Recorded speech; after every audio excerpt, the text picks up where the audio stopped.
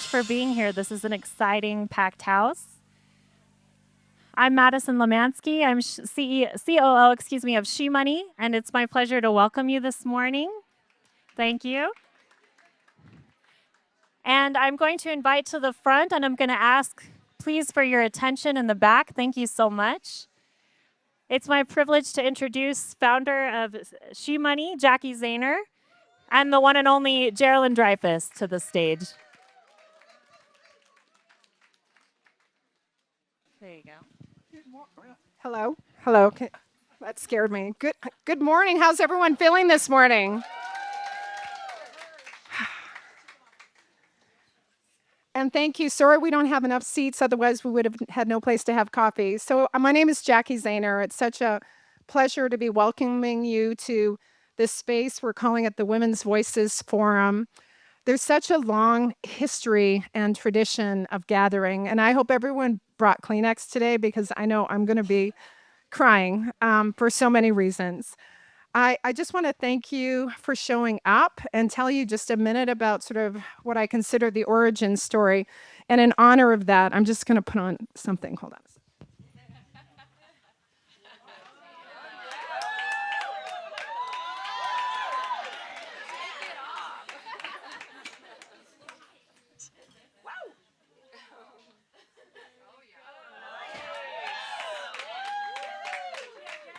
Is this okay? So people might not know, but I have one of the world's biggest collections of Wonder Woman paraphernalia. I actually have a room dedicated to that. It's a screening room. It's the screening room. We channel feminine energy in there.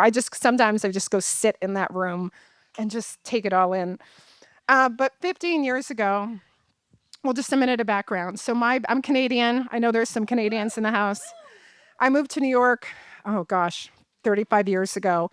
And I had a career in finance. I'm the co-founder of something called Women Moving Millions. There's a lot of Women Moving Millions members in the house, which is the largest global network of women philanthropists that are what? Funding women. And we have a long history of supporting women filmmakers and stories. And I brought that sort of with me, that energy, when I moved to Park City. And when I was a little sad about leaving the Northeast to move here, people said, it's okay because I have people introduce you to, and one of them is Geralyn Dreyfous.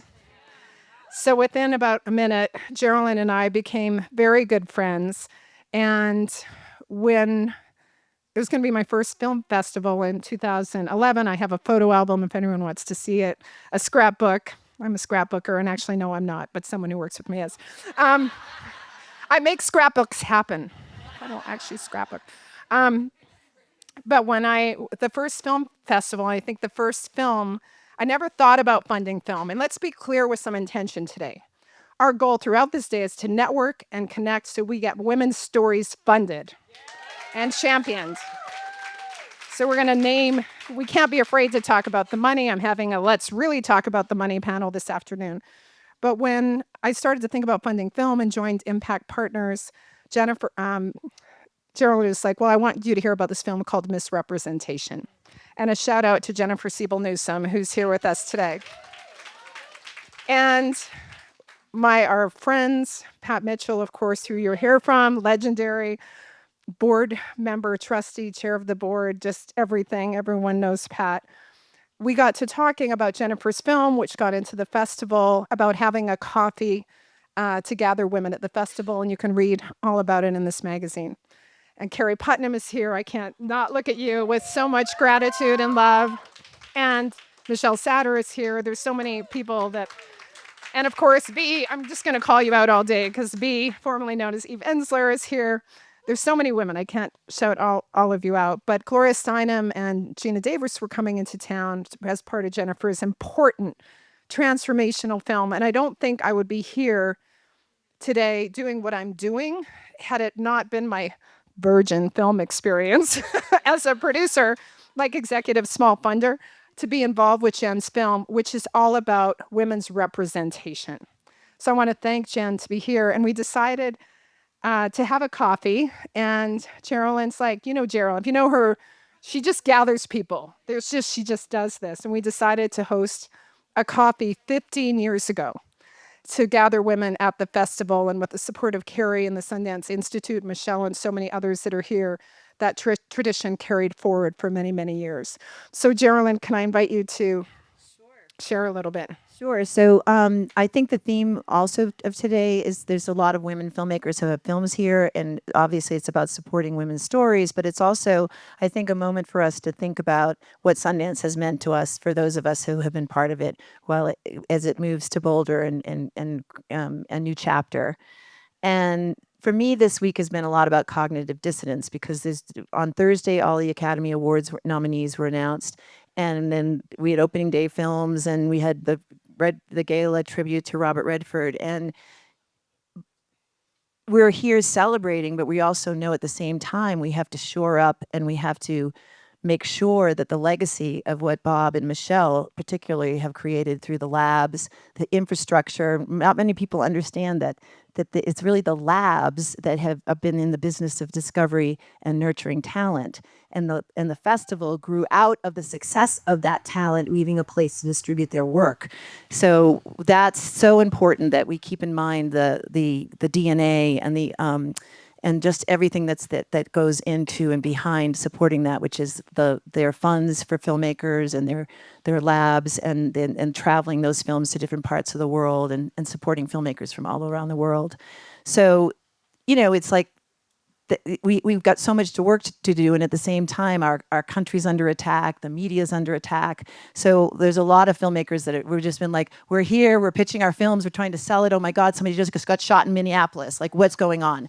So I think there's a moment to just take a moment to understand that there is some cognitive dissonance going on in all of our hearts, but we also have to be very steadfast about keeping what Sundance has started here. So that it can continue to innovate and iterate and bring, new possibilities to new voices. I also just want to congratulate anybody that has a film in the festival this year. Can you raise your hand? So congratulations, that's very exciting. And I also want to do a shout out to Jennifer Robinson, who was in Silenced. Yes. Who got 3 standing ovations for her premiere, and we worked together on a film about Julian Assange. And there's just so many heroic women doing great work, really shifting things. So just welcome everybody, enjoy. When we were at Jacki's brunch, somebody said to Gloria, what should we do? Like, how do we get more women's voices? She goes, it sounds like you've done it. Like, get out a notebook and take everybody's phone numbers and emails. I think you just created a little gathering here that needs to grow. And it has. And that's because of the generosity of people like Pat and Jacki, so many people. Yeah. But anyways, welcome, and just enjoy this beautiful day. There's a lot of history in this room. Yes. Thank you, Chair. I do want to take a minute. This came together really quickly, and my New Year's resolution is keep funding, but don't fund everything yourself. So I asked people, I'm like, what? Okay, and I love that, and it's a gift and a joy and a privilege to be able to write checks. So know that I know that. But I also want to thank, I'm not going to read everyone, but I started to make some calls because we wanted to do not only this event, a full day of programming, as well as what you're going to see in your bags, or if you haven't, you can get one on the way out. So I wanted to do something really special, and my team made it happen. I want to just lift up everyone from the SheMoney team that made this happen, especially my COO, Madison, and our designer, Sharon Backers, that did this in 2 weeks. Oh, and I have to give a shout out. So this space is called District F. F is for finance, fashion, feminism, fun, fuckery. Just saying. And maybe some other F words. Friendship, fierceness, B. And so I just want to give a shout out to, this is District F, Vanessa De Palma Wright, and her team for hosting us. But I started to make some calls, and I said, here's what we're doing. We want to do a magazine that commemorates 15 years of women telling their stories here at the Sundance Film Festival. We picked 15 films with stories of impact, tried to mention a whole lot more. We asked a few people like Pat Mitchell, to write pieces, Amy Redford, who will be here later, and just to talk about the impact that these films have had. And in the back is also a resource guide of, I think, over 30 organizations that work to amplify women's voices, because it's never one person, it's never one organization, it's never one film.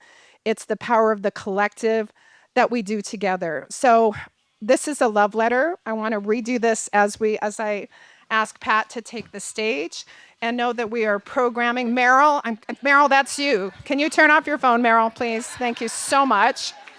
People, and do not leave coffee cups on the floor, because they get kicked off and then we have to get on our little hands and knees and clean it up. So no coffee cups on the floor, please, or I'm going to beat you with my microphone.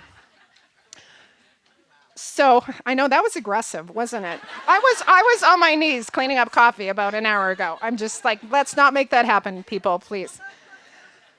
So I want to thank all our partners. The 19th News is a partner that'll be with our panel this afternoon. But I want to shout out one, because when I said I'm doing this and contacted my dear friend, I didn't even ask her. She said, "What do you need and how can I help?"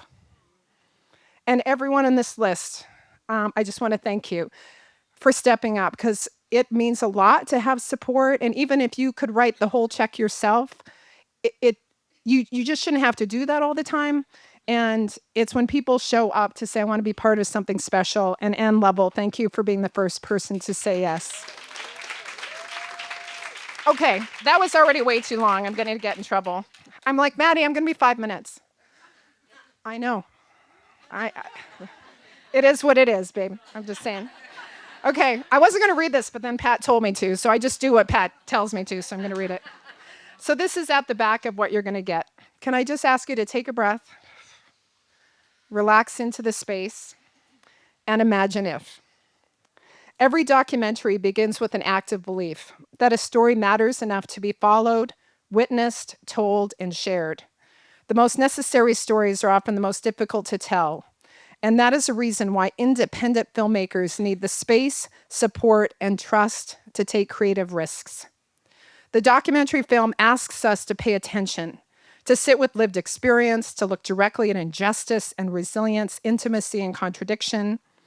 When women are behind the camera, these films often widen the frame, bringing depth, care, and urgency to stories long relegated to the margins.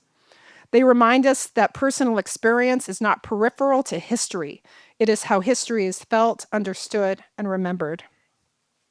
For decades, the Sundance Film Festival has, this is going to be hard for me, it's the last dance, Spark City. For decades, the Sundance Film Festival has helped elevate these voices, premiering documentaries by women that have reshaped public conversations around power, labor, violence, family, health, identity, and belonging. They have created empathy, embraced complexity, and asked audiences not simply to watch, but to reckon. As the festival prepares to depart Utah for its new home in Colorado, we offer our deep gratitude. This magazine and guide is a love letter to that legacy and its lasting impact. Now let's imagine a global ecosystem where women's stories are no longer framed as exceptions, but recognized as essential. Imagine filmmakers supported not only at the moment of discovery, but across creative lifetimes with the freedom to take risks, to evolve, and to sustain their work. Imagine a future where documentary film continues to function as a bridge between communities, between generations, and between what has been visible and what has remained unseen. That future will not happen on its own. It will be built by filmmakers, funders, festivals, audiences, and institutions who choose to show up with intention. As this magazine celebrates 15 years of films by and about women at the Sundance Film Festival, it also serves as a launching point, an invitation to participate in what comes next. When women are encouraged and supported in telling their own stories, the cultural record becomes richer, more honest, and more complete, and the impact of documentary film extends far beyond the screen. So with that, and a big, again, thank you. And I see Liz Gilbert over here, who just helped so much with all of this. Just thank you. And with this, let me hand it over to the one and only Pat Mitchell.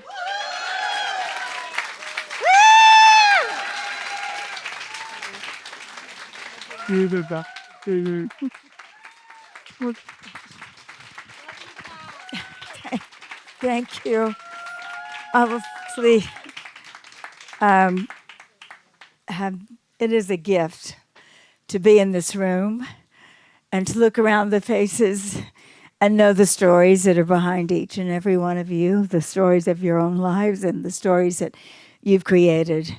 And I wanted to begin by thanking the women who brought us this gift today, the gift of gathering. Jacki already mentioned their names, but can we just begin by acknowledging the extraordinary Jacki Zehner?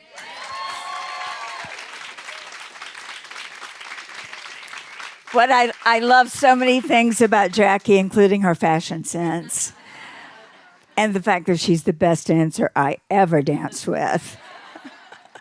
But she does everything with intention, everything in her life, including, did you notice all the buttons that are inside her? I had to put them all on.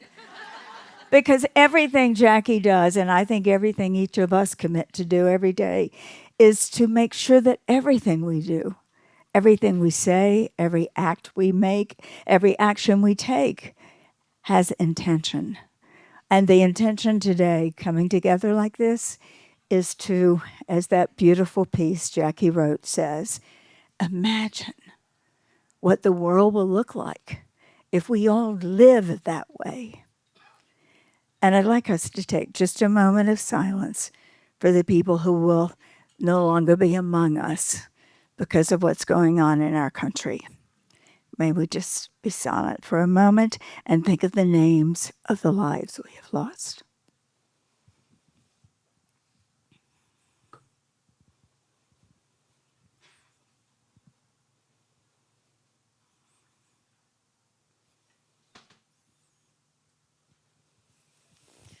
Thank you for that.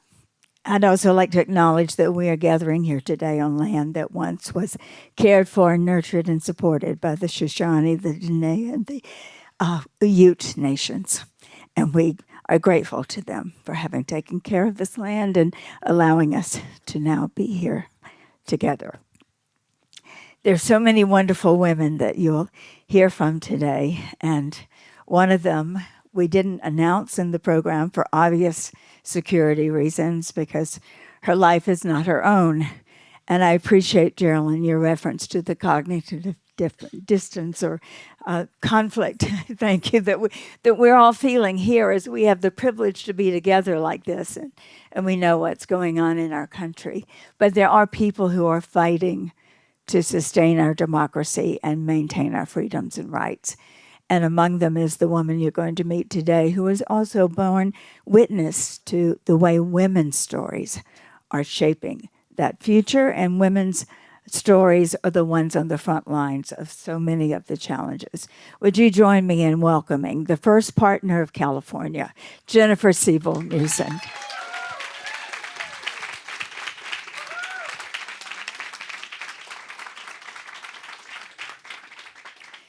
Every great gathering or community or organization, and sometimes governments, have origin stories.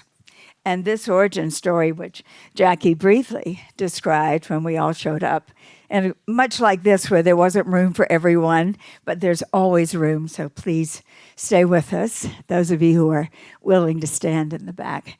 But our origin story began here. With Jacki's idea of let's get together, let's have a coffee, let's celebrate the fact that this film, Misrepresentation, had been made.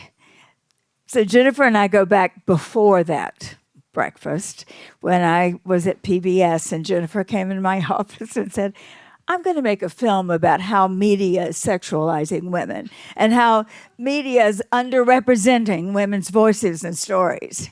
And I remember, look, that's going to be a very long documentary. And she asked me if I would agree to be interviewed. I think I might have been the first interview you did. Yeah. But that film went on to, for the first time, elevate what we all knew was going on. Of course, we knew women's stories weren't being properly told or even evenly represented. But you put it forward in such a way that it was absolutely undeniable what media was doing and why that was so harmful to the lives, the real lives of women.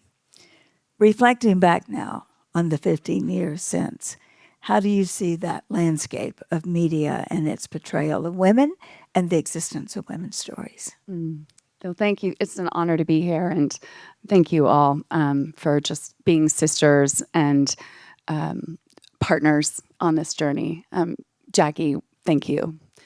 You said, I'm going to do this, and I was like, of course, I'll be there. No, Geralyn, Pat, Eve, like, woo, we're so blessed to have so many remarkable women, not just in this room, but in this world, in our country. And just being in gatherings like this we just need more and more and more of this. And then we will change our country and our world for the better.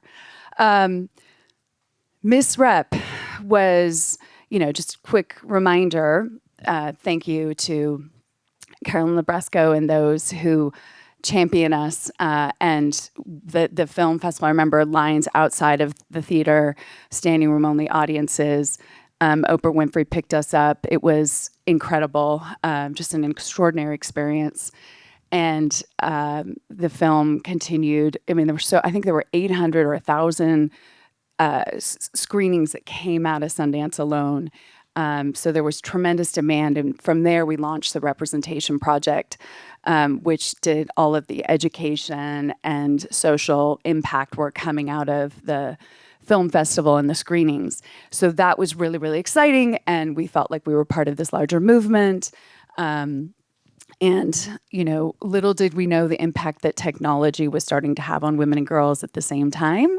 But the film really, it's been screened in all 50 states, over 70 countries. I know there's so many more, but Netflix won't give us the data. We broadcast in other countries. I mean, I travel the world, and people stop me, or they stop people like Pat that were in the film. We were just talking about her being in Wales and someone recognizing her from misrepresentation, Afghanistan, Pakistan, in embassies around the world as well. So the film's had an incredible impact, and beyond the regular sort of 7-year life, which has been extraordinary. And so when we started to see that shift, and I'll be quick because I know we have a little time, but we started to see that shift of more and more women using their voices. I discovered my voice in making this film. I remember Jodie Evans saying, "What did you learn?" And you all helped me with that. I stood up and I said, I discovered I have a voice. My voice matters. So I'm so grateful for that. And I say that I discovered it. That's what I hope the film did for every girl and woman that saw the film, and for every man who saw the film, every father, that he could help the girls and women in his life discover their voice. So the film did have an impact, right? We started to see more and more women run for office, win congressional races, gubernatorial races. We saw the Me Too movement. We saw women in leadership in Hollywood and entertainment. We saw more and more women in front of and behind the camera. So everything started to move in a really positive direction. And then, simultaneous, I would argue, with the 2016 election, there started to be that backlash. But it was also as the advent of technology started to, and social media in particular, started to reinforce the culture that we confronted in Miss Rep, that girls and women's value lies solely in their youth, beauty, and sexuality. So we started to see that backlash with social media and the addiction. And now, as we're uncovering in our new documentary, and I'll end this here, Misrepresentation 2.0, we saw the damage of tech-facilitated gender-based violence as the new backlash against girls and women's mental health, agency, and political advocacy. And so that's where we are today. And tying all those worlds together for you, Jennifer, has meant, first of all, that you continued to make films. There were many other films after Misrepresentation, and currently the one Misrepresentation 2. I'm so emotional from those opening comments. It's going to take me a little while. Thank you, Joe. But you also now, moving as you are in the political circles, you can take stories into advocacy and into policy. Talk a bit about how you're doing that in California. So, this is kind of fun. So my second documentary that also premiered at Sundance, thank you to the awesome programming team, the mask you live in was a real eye-opener for boys and men around the world around the boy crisis and how we were failing our boys and men. And it, Misrep is my husband's favorite doc, but he constantly and I say that just because he constantly reinforces, and just the other day in his State of the State, reinforced the mask you live in is really opening his eyes to how we were damaging boys and men.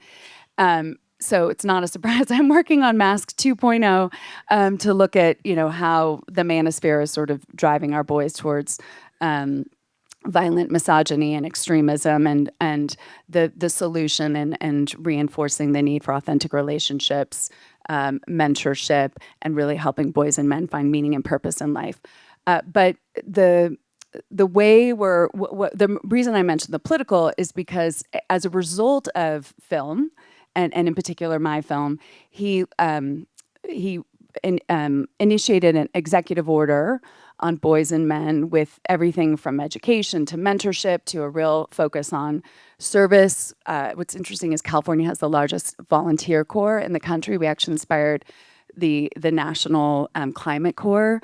Biden launched it as a result of our success in California. It's larger than the Peace Corps. But the majority of the Service Corps members in California are girls and young women. Hi, Jess. Jess was my partner on Misrepresentation. Jess is a rock star. Sorry, I'm so I didn't even see you right there. And Mask and every film. So what I wanted to offer is just that films have been my place to go and investigate deeply and really find and understand the story and the narrative. And then on the policy side, what's great is they've inspired people in my world and frankly, people that I don't know to really look at what policy is possible to really shift not just hearts and minds, but systems. Jen, we could talk to you all day about the work, because the story that is developing in California in response to many of the challenges that we're facing in this democracy is one that's being followed around the world. And much of it is coming out of the First Partner's office. So just briefly, for all of us to know, you're seeing this work, the stories in terms of women in communities, women and children, women in health and food. Briefly, if you could, share with us how this work is also coordinating to the work you're doing in film and policy. Well, we all know that women are the backbones of their families, communities, and the economy. And we know that women have, held all of the invisible care work that persists in our society, all of the domestic and child care and elderly care work. And so, and then we know that when we give children the best start in life, whether it's giving them whole, healthy, real food, fresh air, time in nature, mindfulness techniques, breath work, physical activities,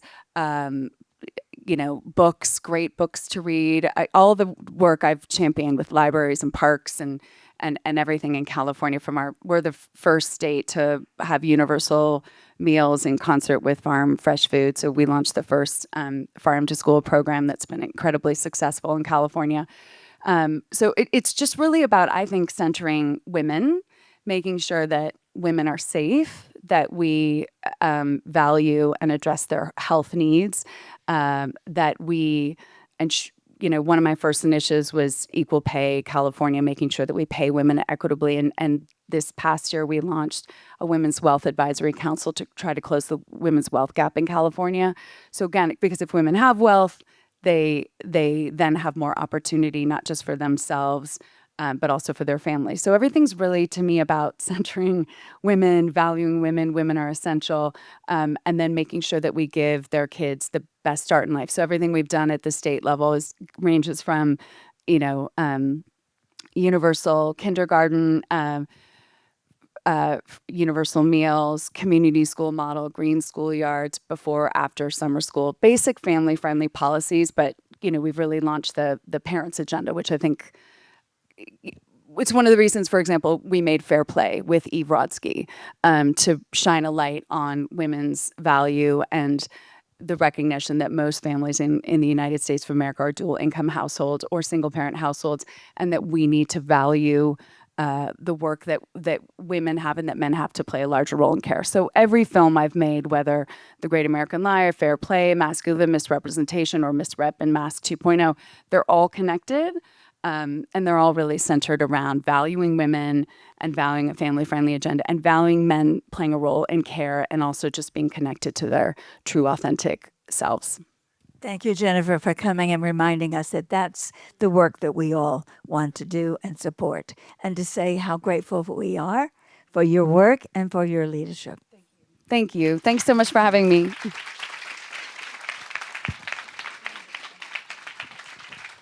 So now I have a lot of impossible tasks today, and the next one is asking 5 filmmakers to join me as the stools are arranged, recognizing that literally there are hundreds of filmmakers and storytellers and writers and producers and funders in this room who are all part of the ecosystem that we're looking to change. But we ask these 5 because they have history, legacy, and they're just going to get a moment to reflect about Sundance as we are facing this 15-year moment and this last dance in Utah. And thinking about legacy and history and the impact of Sundance, may I recognize Carrie Putnam again?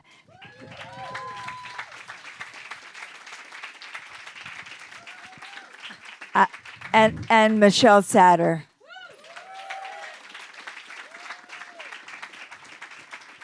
I mean, it is absolutely true that this institute embraced women's stories and storytelling and the impact in an entirely different way, in a way that moved us incredibly forward in the representation of women in this festival under Carrie's leadership. And I wanted to acknowledge that. And also Michelle. You know that nearly everyone nominated for an Oscar this year has gone through the lab program at Sundance, and that's because of one person's vision and her team, Michelle Satter. So thank you for that. So many of us are beneficiaries. So these 5 filmmakers are joining us, and while I could talk to each of them for an hour, and I know that hopefully you'll have a chance to hear more from them on a one-on-one basis, we're just asking them to come forward and talk briefly about their Sundance life. And it's a pretty deep and rich life for many of them. So I just ask you to come and take your seats in this order. Amanda Spain. Where's Amanda? Oh, there she is. Jessica Matten. Hi, Jessica. Dawn Porter.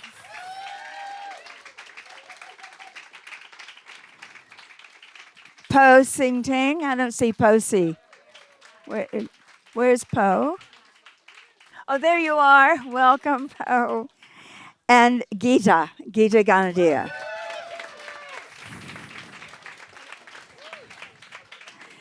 I mean, I suppose we had to choose 5 representative storytellers. We did a pretty good job on choosing these 5. And again, check the bios because we don't have time to read them, but it's important to know who these women are and the contributions they've made to our world and certainly to the world of storytelling.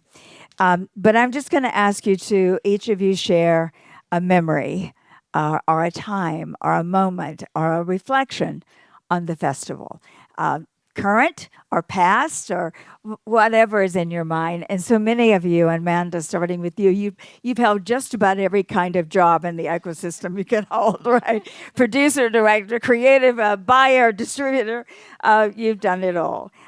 So your reflection about the Sundance Film Festival and your work. Okay, so my bestie, Lisa, asked me if I have a photographic memory, because normally when I speak, I don't have notes. And I said, no, I wing it most of the time. But I knew today I would be in this room and was not prepared to wing it in front of this impressive audience. So I have a piece of paper so that I can make sure I don't F this up.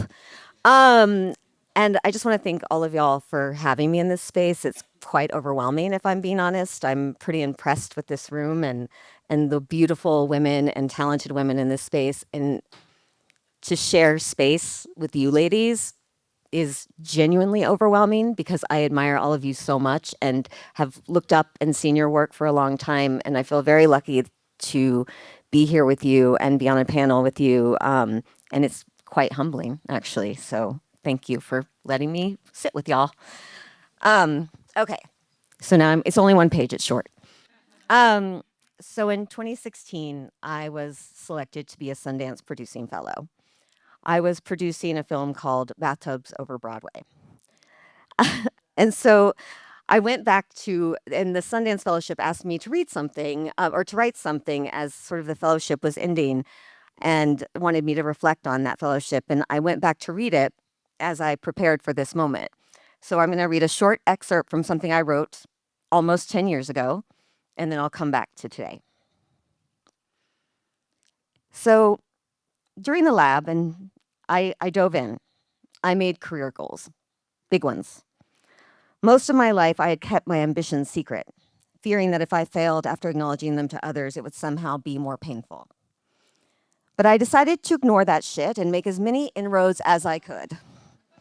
So I made a list. I knew I wanted Bathtubs Over Broadway to get full funding.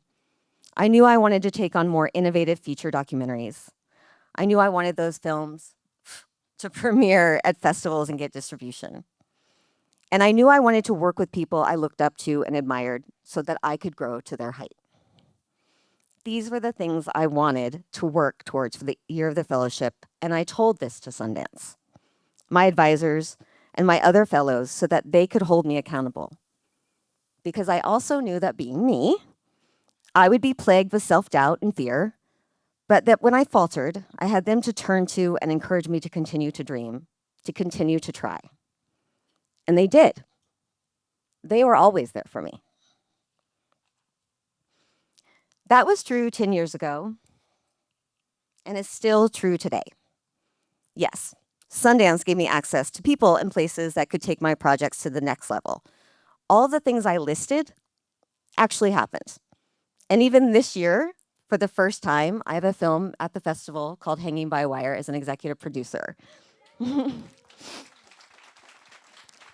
I met funders, distributors, producers, and directors all at the top of their game. But who I really met were my fellow travelers through this wonderful, wacky, and sometimes heartbreaking world of storytelling. The people who believe that stories can change the world. We are bound together by this institute for that so many of us have exclaimed, "I believe in you," before many of us ever believed in ourselves. I often tell people Sundance changed my life. I promise you I would not have some of the jobs I've had it not been for Sundance. Sundance took a chance on a very unknown producer who did not know any fancy people, who was producing a musical comedy documentary. They took that chance on me like they have taken a chance on so many of us in this room. And I genuinely hope that future artists get to experience that feeling of having Sundance believe in you. Our community is better for places that hold space for those of us who have been around for a while and lift voices we have yet to hear. This is really hard. I will forever be grateful for the first ride up that mountain, for all the subsequent rides up to Park City and soon to Boulder. And I promise to do what the Institute did for me and give somebody a lift when they're not sure they can drive.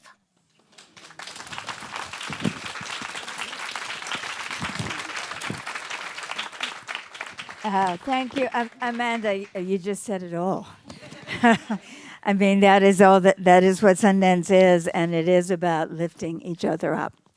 And Jacki, you represent a really important part in this conversation about Sundance, because Native voices, Indigenous stories were always at the touchstone of Bob Redford's vision. From the very first lab at Sundance was the Native American lab, and it has gone on to be the Native Voices Lab, bringing in Indigenous voices all over the world. And I just have to recognize that that was my way in to Sundance, was meeting Bob and doing a project with him on Indigenous voices. And so here you are also elevating the stories of people often whose stories are the hardest often to get told. So what's your Sundance memory experience reflection? Hi, everyone. I feel very honored to be here, and I'm actually shaking, and I have a camera in front of my face 24/7 on Robert Redford's last project that he created, Dark Winds. So I should be used to this. There's the camera's very far, but I think I'm just, this is my first time here. I really didn't know what I was walking into, and just realizing and feeling, I could feel how powerful this room is. It's almost like I could feel your spirit guides around you, and it's woo. So thank you. It's a blessing. Thank you for giving me space to be heard. The story I want to share is when Bob, as we are so graciously honored to call him, having him on Dark Winds as an executive producer, we had him and we were begging him to do a cameo on our show. And finally, in season 3 of Dark Winds, he did with George R.R. Martin, our other executive. And my gut told me that I knew that this would be his last project. And I drove to set, and I wasn't in any of the scenes that day, but I knew it would be powerful. And not because he's an actor, but because of the ripple effect that he has given to all of us. And I'm so deeply, deeply grateful to be a part of that ripple effect that he left, because the people that have been in the Sundance Lab are actually a lot of our executive producers, our directors, and our storytellers on Dark Winds. And it just shows you how that ripple effect, that wave, continues to heal generations and generations. And what I do outside of Dark Winds has given me this platform to literally speak to all of you today. And what I do on the side for the last 20 years is I work directly in the Indigenous communities throughout Canada. I'm from the Métis Nation. My mother started the initial inquiries into missing and murdered Indigenous women over 20 years ago. I am a family member of one of the people that we lost. And so I know directly in the ground how difficult it is. I go from community to community where we have 11-year-olds committing suicide on a monthly basis. Sometimes I couldn't hold my programs because we needed to use that space to have a funeral service. And the Indigenous Film Academy that I have been successfully running now, I just recently partnered up with the Institute of American Indian Arts out of Santa Fe, and graciously AMC is backing me up as well. Yeah, and so I'm telling you, I turned down TV jobs to do the grassroots work myself. I'm with them 2 months straight, 8 hours a day, 5 days a week, because what I truly believe in, I think we all understand this. Nothing gets done unless you do it yourself. And I was telling someone earlier that, and I get really frustrated when I hear beautiful talks but no action is made.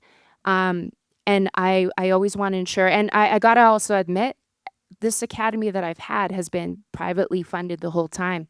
So for me, you may hear a lot of dialogue about, oh, it has to be Native only, Native owned. I don't believe in that. I believe in the collective, because at the end of the day, we're all souls and we forget that. So I want to leave you with this. And funny enough, one of my dear friends who was the EP and director of Peaky Blinders, he's also a big supporter.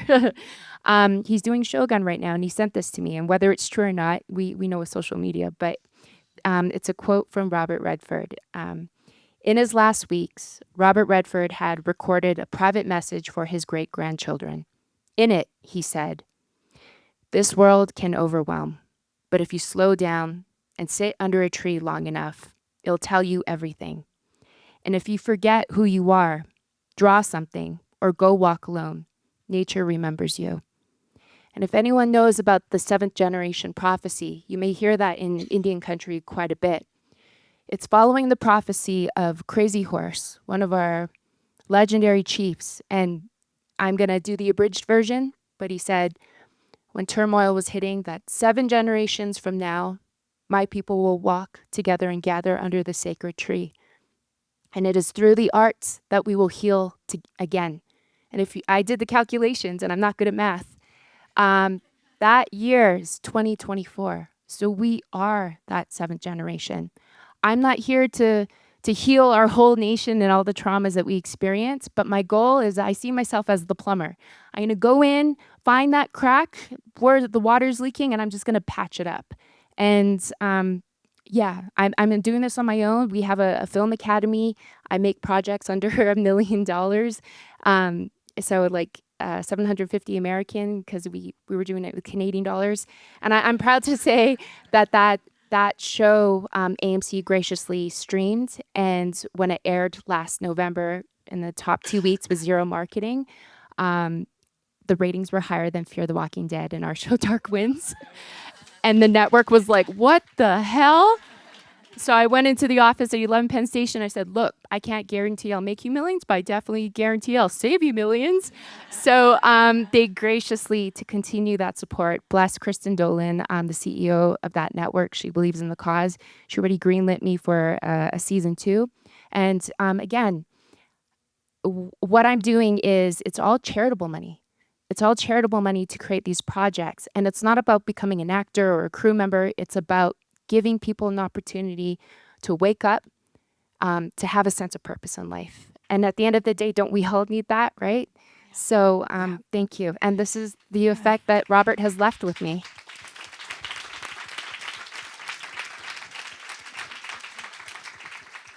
Thank you, Jessica, so much for that work. And Dark Winds was really important to Bob because it was full circle. Many of the people, including the directors, the writers, were people who started in the Native labs and who now are continuing to create and bring Indigenous stories forward. Thank you for all that work and for doing just what you said, elevating the stories and reminding us all that we are that generation. And this is a room full of good plumbers. That I know. And one that I know and respect enormously and have watched her for so many years, as so many of you have. Dawn Porter is probably one of the most awarded and acclaimed documentary film directors, producers, creative minds in our world. And Dawn, we are grateful for every single story you have told. It would take me way too long to name them all, but thank you for each and every story. And you've been here so many times with so many films. I can only imagine how hard this must be for you to narrow it down to a couple of reflections. Thanks so much, Pat. And Pat has, oh boy, I got to get through this. So my career, I'm a lawyer. And I went to Georgetown Law School. I practiced law for 5 years in a firm. I was a litigator. I did some First Amendment work. So I went to ABC Television, ABC News. And so I didn't plan to be a filmmaker. And even when I started my first film, which is Gideon's Army, which was here, I still, I relate so much to what Amanda is saying.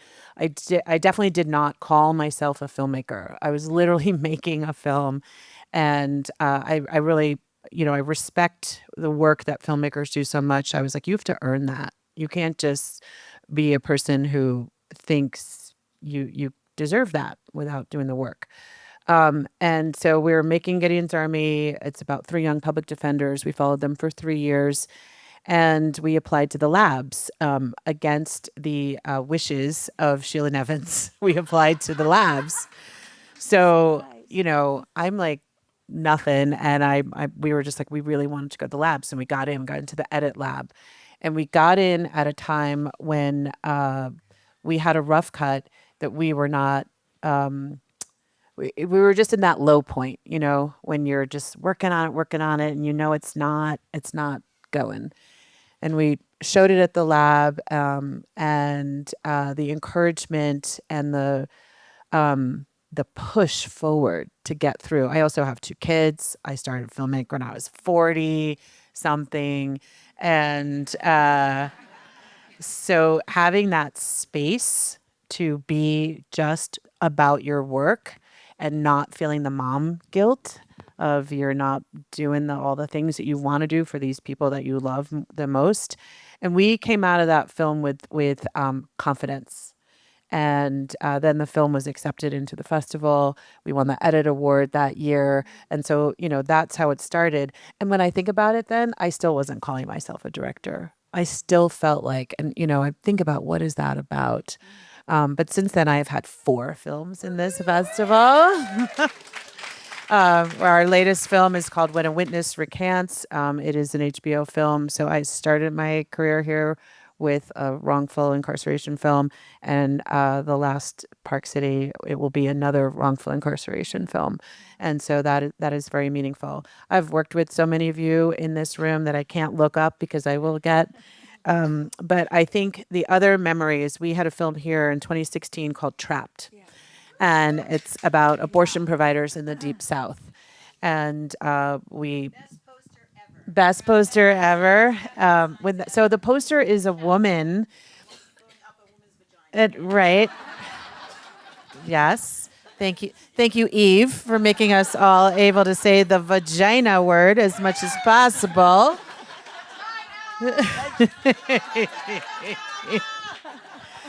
So I'm going to tell you one amazing story about being here with that movie. But before that, and it's about the poster.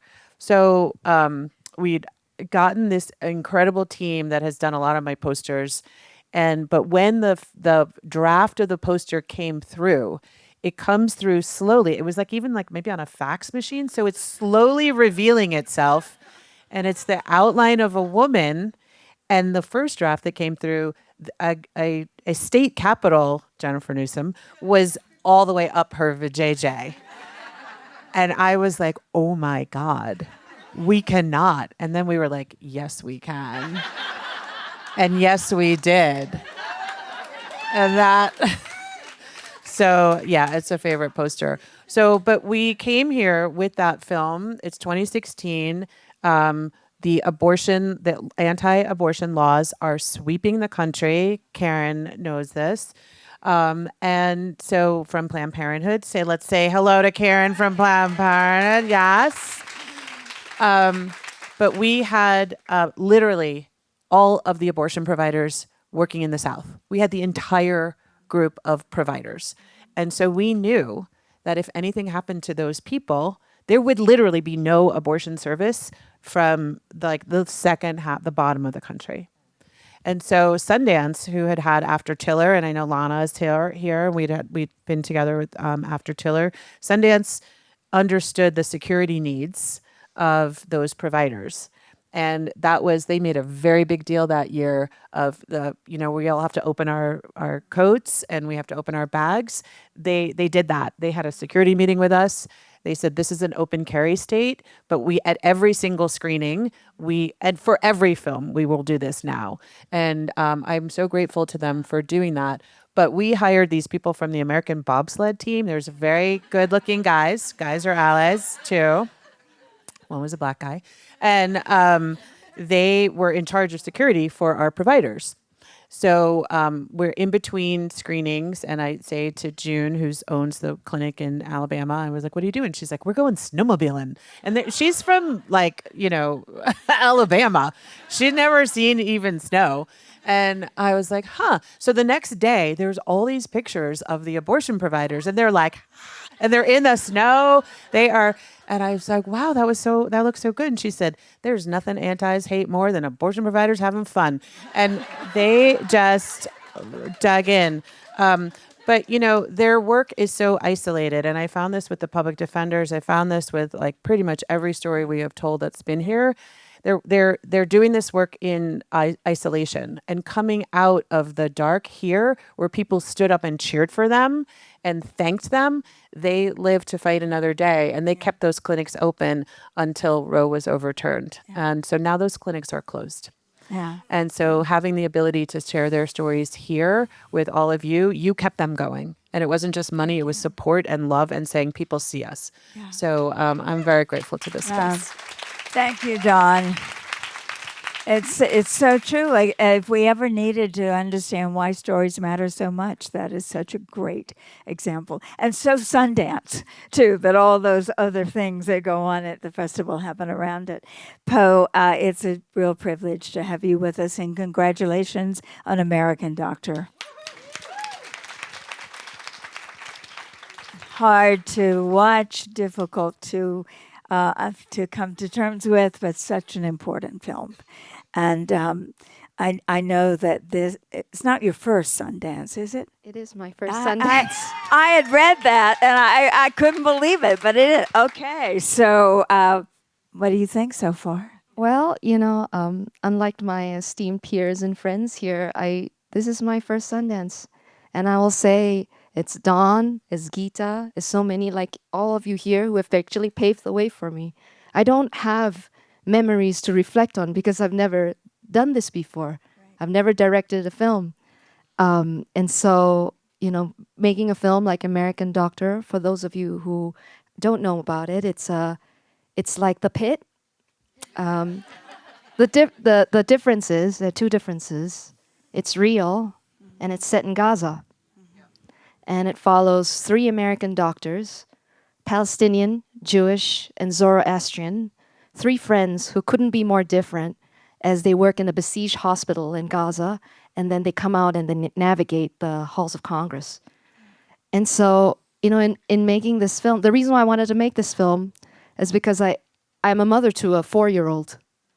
And so with what was happening in Gaza, I just felt like I needed to do it. But I couldn't do it by myself because, as you can imagine, the whole film is unfolding verite. And, it broke me many times. And I needed a really, really good team. And so there are 2 women who, my producers, who I owe everything to. Christina Bafo, who really... who really took care of my head and my mind, and my other producer, Rim Haddad, who took care of my heart. And I would not be able to do it without these 2 women. And then, we can't do it ourselves. And I wanna also, shout out to 2 dudes. Can we do that? Yeah, Of course. 2 dudes, 2 feminists, and. We have many in the room, actually, male feminists who are with us. Our executive producer and my good friend and my former boss, actually, Simon Kilmurray. Who's always been such a steady and firm guide, and then somebody who's in this room, my partner, Mayank, who's at the end over there. Who should get Father and Mother of the Year award, because when I told him, hey, I'm gonna make this film, and I'm dropping everything, and he's like, don't worry, I'll take care of everything. I'll wash the dishes. He introduces himself here at Sundance. So people ask, who are you? Are you part of the American Doctor team? He's like, oh, I'm the dishwasher for Poh. So, thank you. I love you and thank you, and that's. This is my Sundance experience. Thank you, Poh. Well, will you remind us of something very important? Every film is such a collaboration. None of us do the stories or tell the stories alone. And congratulations again. And we look forward to many more stories from you, Poh. Geeta, you've had quite a festival. Quite a year, yes, right, with The Perfect Stranger. Perfect Neighbor, sorry. And the beautiful speech you gave the other night at the tribute to Redford and the importance of Sundance in your work. But I'd love to hear more reflections, as this is an experience you've had many times. Sure. So, can you all hear me? This is working. I can't hear my voice is so sorry. Forgive me. The running around has done me in. But so I think for me, Sundance, I came for many years as I was an editor before with other projects, and I got to be the entourage in a way. I was the editor, but I got to had the privilege of being at the screenings and at the events with the filmmaker, and that was. Again, it felt like such a welcoming space. And I saw what I thought was so important about Sundance is you see everyone celebrated. I think oftentimes in film, only there's sometimes the spotlight is only on certain people.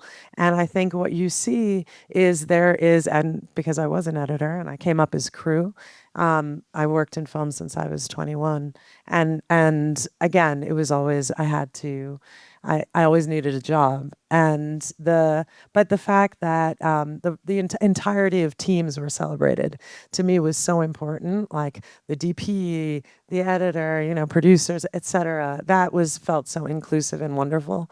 But also, I think, and for last year, I finally had my first film as a director in competition, which was The Perfect Neighbor that you mentioned. And that was an incredibly beautiful experience for us. We were, like, I think everybody who brings a film to Sundance, you're terrified. You're just like, oh my, like, Dawn and I were talking about it before, and it's like, oh my God, now the world's gonna see it. Like, the best part, and one of my producers said, that the best part of a Sundance is getting into Sundance. And then after that, you're just like, oh shit. Like, what have I done? And then, but the audiences could not have been, and just, again, the Sundance teams could not have been warmer and kinder and more receptive. And it just felt like, again, The Perfect Neighbor is a difficult film and a personal film about a family friend who we lost through terrible gun violence, and we felt so safe here. And I think the one thing that I want to say about the legacy of, forgive me, I also can't say, I must call him Mr. Redford. Mr. Redford's legacy is that he believed in inclusion. He believed in diversity. He believed in women. And I think at a time where he was incredibly ahead of his time. And we are now seeing a reversal of all of those things.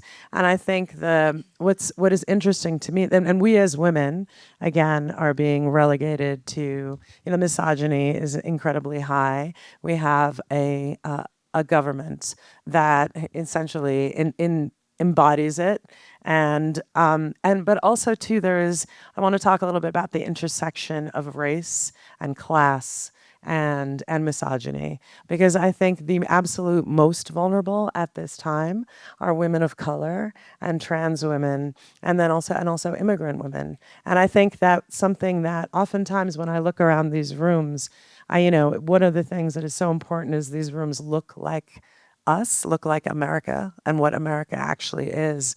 And I fear that we may lose that.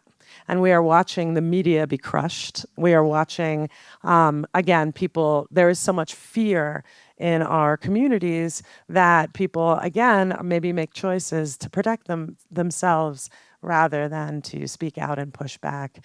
And I remember I asked my mother once when I was younger and I was studying the feminist movement in this country, I was like, why did you protest? Did you march? And she said, baby, I had to work. So I think that and she was like, I couldn't do that. And I might have been deported, like it wasn't an option for me. So I think I just ask for all of us who do have the privilege of being in this room to make sure everywhere we go that the rooms we are in, we must advocate for those who are at this point in the most danger and the most vulnerable. Thank you. Yeah. Thank you. Thank you. Yeah. And I just want to point out, Geeta is nominated both for her feature and she's nominated for an Academy Award for her short. She is a double nominee.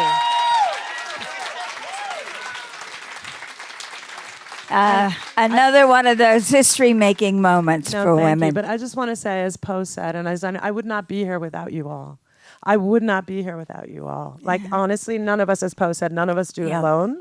And we uplift each other. And so I had everyone, again, these folks here, and many of you who uplifted me along the way. And that's why I'm here. So I just ask that we continue to do that. But again, keep in mind, those of us with the most privilege must put ourselves, again, in positions to protect the most vulnerable at this time. So, Thank you, and that's Geeta. what I believe Robert Redford would have done and what he would have wanted. Absolutely. In fact, there is, as you referenced, Geeta, and all of us are feeling so much fear and separation and division. But as Ava DuVernay loves to say, fear is contagious, but so is hope. And you five storytellers and filmmakers represent the hope that we will continue to tell the stories that matter, and that we will all do the three things that we can do if nothing else. We can speak up against injustice everywhere we see it. We can stand up in every room to be sure it's representative of every voice that should be heard. And then we can show up for one another. And you have done that today. And you have done that with your stories. Thank you very much.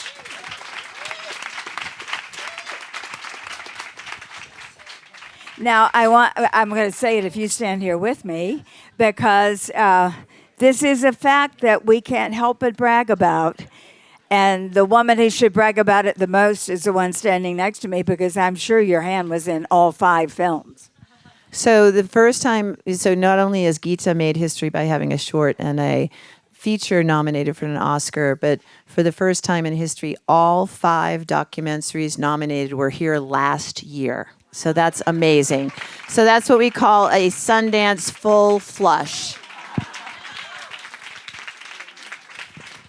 And also, as I think I referenced earlier, I think every nominee was in somehow or the other touched by the work of the Sundance Artist Programs. And that just speaks to the importance of the work, that we do everything we possibly can to get the stories out that will make a difference in the world. Jacki had an almost impossible task in choosing, and the team that put this beautiful catalog together, and choosing the 15 films, because there were 15 in every year.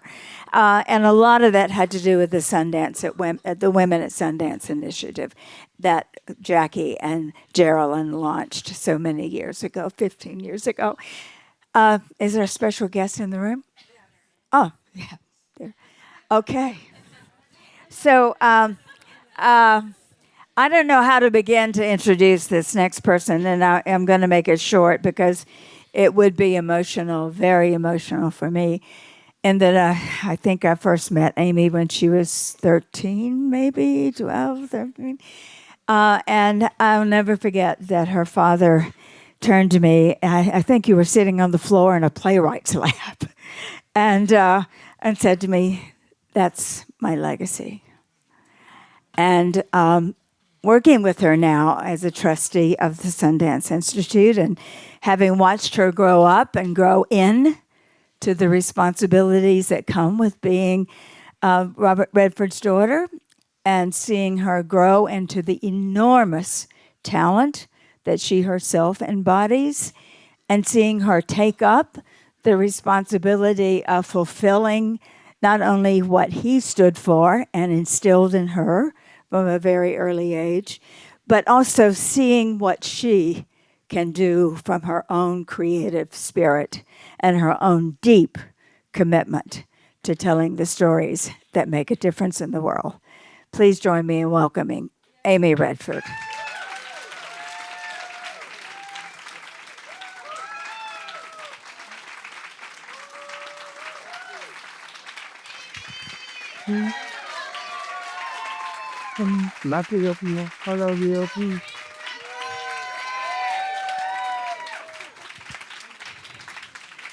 Before Amy speaks, I want to do something that I feel like we should do at every gathering, and we often don't because it makes us a little uncomfortable. But I just want to say to you, Amy, that we want to acknowledge the loss, the personal loss of your father. And now we want to hear. And now talk. I might, yeah. We have one of those on hand. Oh. Well, the mic is good, but also this. The fact is, I'm going to fumble around here a little bit. I'm really overwhelmed right at this moment. And this is the part in the festival when people start telling you how good you look and start offering you water. So I'm on the struggle bus. But I was sitting here thinking about when they were talking about the Native Indigenous labs, and, I have all these words that I'm going to fumble around to try to articulate. But I was thinking, as I was looking around this room and some of the themes of this festival, and I've been thinking about the divine masculine. and how critically important it is. And our Native and Indigenous lab was endowed by a man who stepped in as a incredible protector to try to make sure that that work continues. And so we need that kind of partnership. And my dad was somebody that embodied some of that divine masculine. And it takes a lot of fortification to be able to hold the masculine and feminine in equal measure. So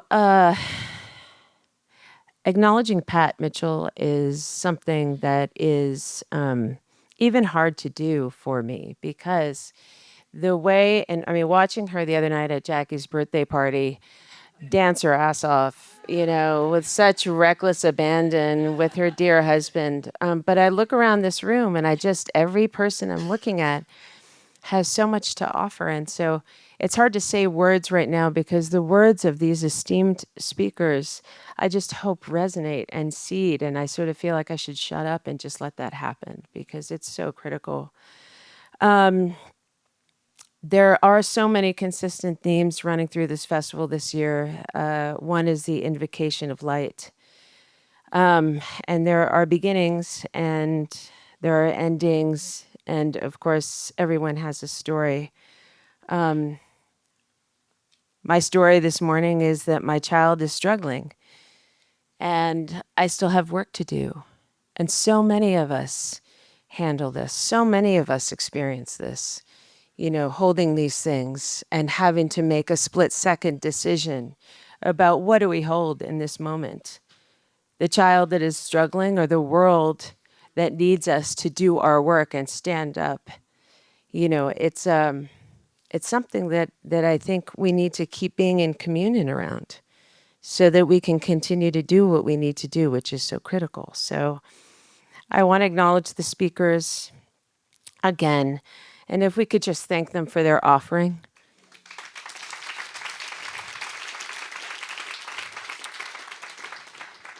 I want to thank my collaborators who are in the room. I'm about to do a movie in a month, thank God. I can't wait. I'm a set rat, and it's the place I like to be most. Annie Kwan, Sky Emerson. We put a team together of the people most excellent to do the jobs. And we sort of looked around, we were like, they're all women. So I'm excited about that. And Lindsay Hadley, who's here in the room, has also helped support us through the Harbor Fund. And she is the most relentless hustler I've ever experienced in my life. And it's really impressive. Next is Jacki, Maddie, and the She Place team. Let's applaud. I have seen so many occasions Jacki walk this line between clarity of boundaries and expectations and humility and kindness. Undeterred, we are here again in communion. And I want to make a personal vow that that will continue in our new home in Colorado. Every year, it seems to be a fight to get this thing going. And so we are going to scaffold that from the beginning. It's going to take up space, the allocated space that this conversation needs. And we'll continue the work that Carrie and Jacki and Pat and Geralyn started so long ago. Geralyn, who I'm going to say it again because I can't help saying it, who is my absolute inspiration and cautionary tale all at the same time. I don't know how I would exist without you. You got to get her to tell you the story about the bathroom in Africa sometime. It's like the most unbelievable tale. Anyway, Jacki is the true manifestation of feminine strength, and what she offers in this space is ancient and sacred and of service. To the storytellers in the room, the channelers, the ones that create floodlights from your lens, it's critical work and it's hard, and I deeply bow to what you do. I deeply bow to what you do. And as I look around the room, I see so many that without my asking would fortify my spine and protect my heart through their words and embrace. It's been a rough year, the year of the snake, of primal transformation, the holistic exercise of shedding one's skin and reconstituting with vulnerability and beginner's mind.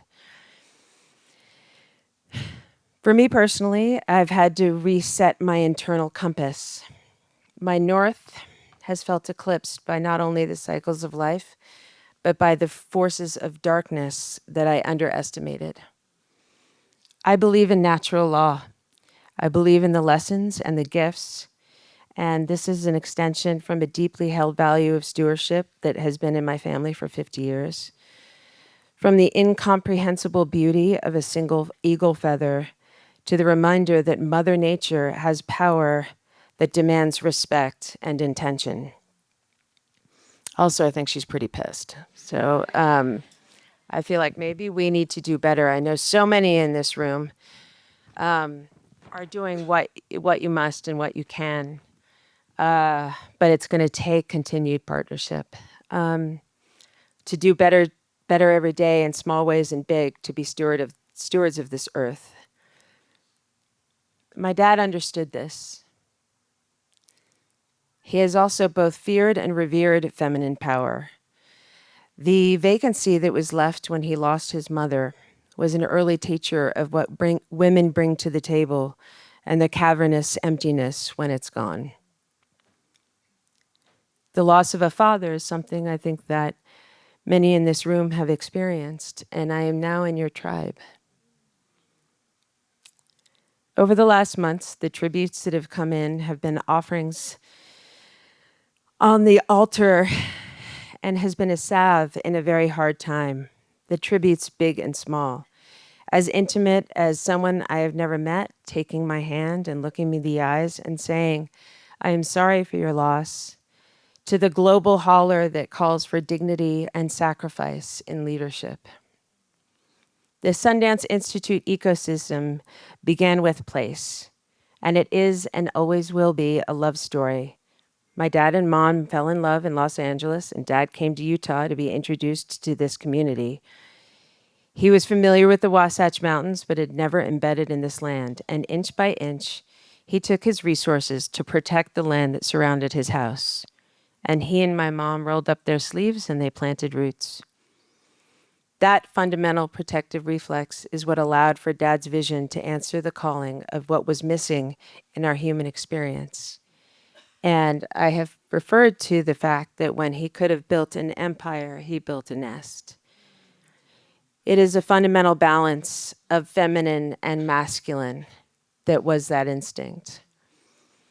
The fundamental bedrock of the organization is stewardship. It is stewardship of the idea of sacred practice, which is the Sundance, which is a ritual of sacrifice and celebration, to the humility required to navigate fame. And my hope is that we are stewards of the word Sundance that does not belong to us. He understood how to be a shapeshifter and switch that power into abundance, not just for himself, but for the world. The seedlings of the Sundance Institute is a process of possibility that the all too common ignored and dismissed might have a path of expression. Michelle Satter, who's in the room, understands this so fundamentally, another one that balances power and strength and gentleness and quietness and the power of that.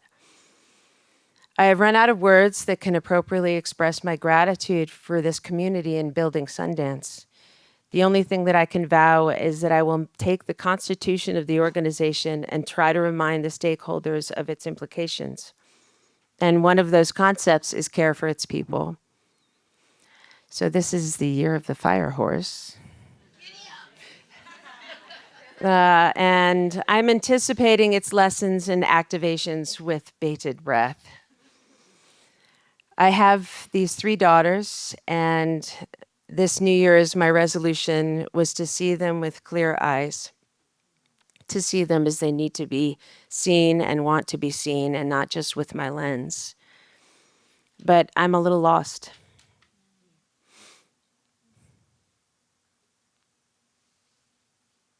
There's much to do. And I do not want to pin the tail on the donkey with a blindfold on. I want to act with intention and with direction. And my hope is that as people, we can part the clouds and walk step by step with linked arms to defy cynical paralysis. That the true understanding is that everyone has a story, and we can carry the word with megaphones and whispers until it can just carry itself. So I want to thank you. Enjoy the rest of your Sundance.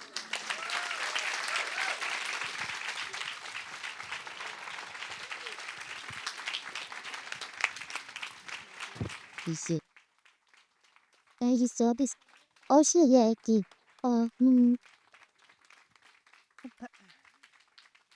just want to, is this on? I just want to, Pat, I don't know if you have another microphone we can grab.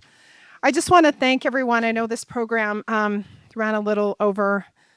Amy, I just want to thank you for being here so much, and how much being in service of the Sundance Institute for so many years meant to me, how transformative that was for me, how meeting your dad. I'll tell a quick story. I shouldn't because it's late, but I don't care. So I grew up in a very small town, very modest upbringing. And the heroes of my mom, like if she had to say a movie star, it was Robert Redford. I'm sure you hear that all the time. And how did I end up on, thank you, Pat, and others on the board of the Sundance Institute? So I remember my first retreat. It was very intimidating. I was very scared. And it was a board retreat. And your father sat beside me, and I was shaking in my boots. And he said, welcome, thank you for your service. Thank you for being here. And all I wanted to do was run my hand through his hair. Would not have minded. I even wore red fingernails that day. If you remember Barbara Streisand, I just wanted, it was like that out-of-body experience where we were touching, and he was looking in my eyes, and I was looking in his. I need a moment, right? But he was the most incredible man, and what an honor, and your legacy, and how you've served and how you've navigated all of this. I just want to thank you. Thank you. I mean, I just am a little bit compelled. Also,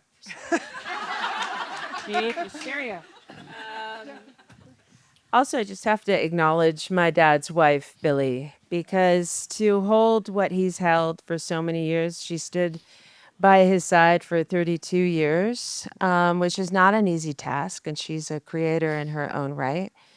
But as I was saying the other night, in order for you to be a light holder, there are going to be people in the shadow without which you couldn't do your work. And she was very much a part of that. So thank you to Billy. Amy, thank you so much for bringing Billy into the room. That, again, shows how generous you are in every way. So I just want to close with, again, please take the time to look at the stories in this magazine. There's so many filmmakers. I wish we could have profiled absolutely everyone, but all this work happens because of champions and supporters or funders that come and fund the films at the earliest stages, that fund the organizations that support filmmakers all year long. There are so many in the room today. And share this. And we need to get in front of donor networks and wealth managers and help these storytellers get in those spaces where they can tell their stories. Because I tell you, anyone who've experienced any of the films in here know that we're different when we come out, and everyone has a role to play. So I'll just say one more thing, and this is a shout out to Jennifer's new film that's coming too. Our digital safety and wellness and the stories that are out there and the technology that does not support us, does not amplify our voices, does not protect us, is so, I don't know, it makes me so crazy. And there's a QR code. One of the things I did 2 years ago was invest in a female-forward AI-driven technology company called UpLevel. And we created, thank you, Jennifer, we created a Twitter, a Blue Sky, by women for women, that is going to protect your voices, to be a place to amplify your voices. It's really hard to get a new platform out there. But if we don't show up on other platforms, we're going to be left with the ones that exist that don't give a rat's ass about us or our voices. So I just encourage you to download the app, to get on up. It's all about lifting each other up, and to support platforms, whether they be Jolt, Seed and Spark, so many that are named that are actually showing this work is so important too. So I see you nodding and leaning in, and I love you back there. But it's not, we have to support alternatives. Otherwise, we're left with what is there. We have a robust program this afternoon. We're going to have to ask you, stay for about half an hour if you want to come back. We have V speaking with Pat Mitchell. I'm doing a panel all about the money with the director of Cookie Queen and All About the Money. We have Which is a film at Sundance, all about yes, money. yeah, that's literally the name of it. We Jennifer will be on a panel with Dawn Porter and others. Jennifer Robinson. Did I say Jennifer or Jessica? Jennifer. I'm shaking. So come back this afternoon, and you know what? We're having a friggin' dance party tonight. So, and I'm even going to line dance. So I'll say one thing. So I embraced you said it was the year of the snake last year. It's the year of the fire horse, y'all. So I fully embraced my cowboy. I'm writing a book called Giddy Up, Women, Money, and the Ride to Financial Freedom. And if you're wondering, might there be line dancing tonight? The answer is hell yeah. There will be. So I want to thank Pat. I'll just invite you to give closing anything. But thanks again to all our partners that made this possible. I hope to do more events. Follow us, follow Women's Forum. Thank you for your presence here today. It was just beautiful, for all the beautiful filmmakers and Pat and Jer and everyone who made it possible. It's not over. That was just the morning session. That's right. So we're going to need a little nap in the back. And Pat, maybe, Cher, do you want to say anything before Pat? If you want to. We got to wrap it up. I'm seeing Madison and Liz telling us. Yes, okay, with love. No, all I want to say is spend the next, 20 minutes now we have? Half an hour. And because the room does have to be reconfigured. But you've already done this morning one act that I think changes our world. And that's when we show up for one another. When we show up for the films, and when we show up with our money, when we show up with our passion, our convictions, our care, our compassion, the world will change. But it begins here with each and every one of us. Thank you. Thank you for coming.